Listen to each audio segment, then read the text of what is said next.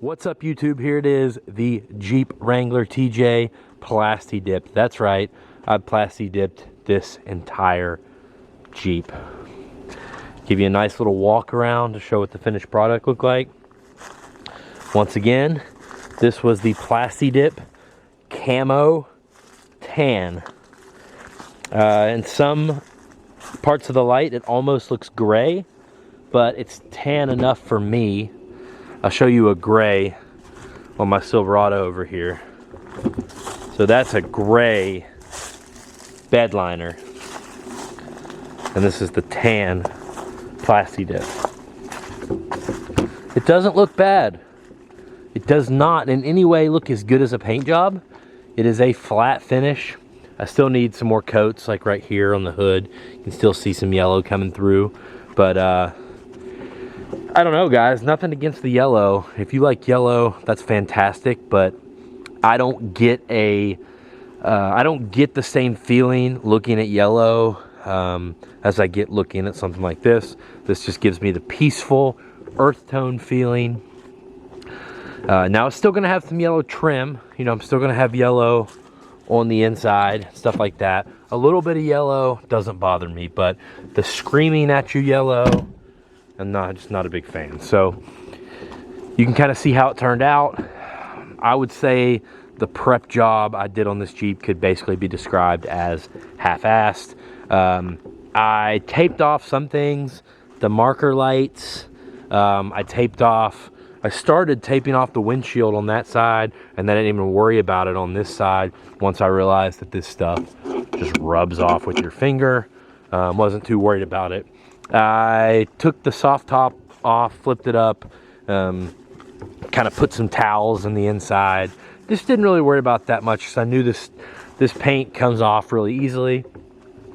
So definitely a half-ass job, but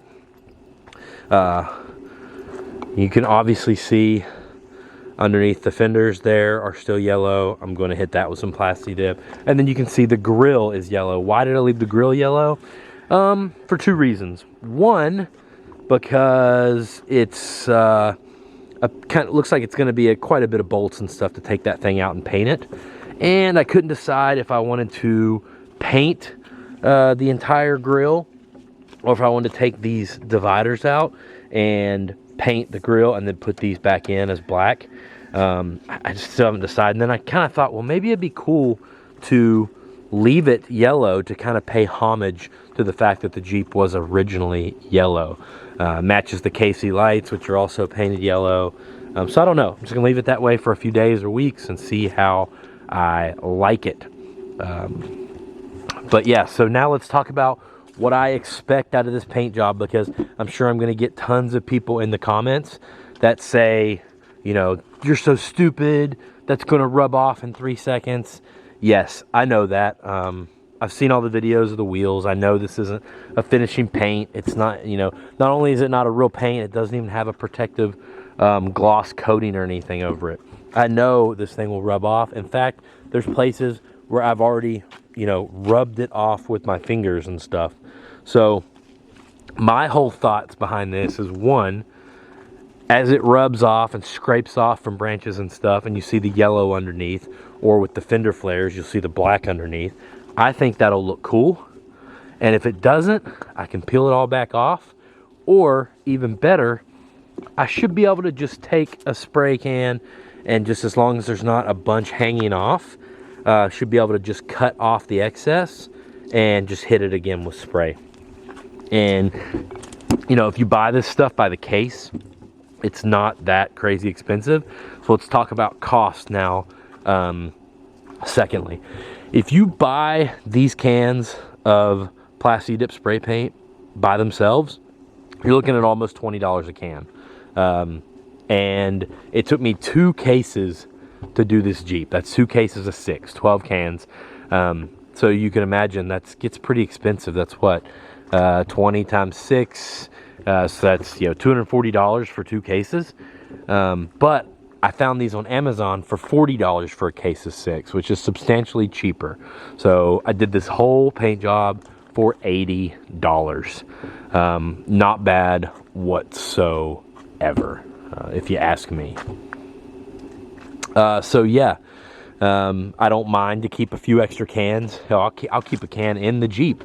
I don't care. And if I get a scratch or something, you know, I'll just hit it. It's no big deal at all. So I go back to the fact that this is not my truck. This is not, you know, even my other truck that was a family heirloom, basically. This is a Jeep that I paid less than $4,000 for.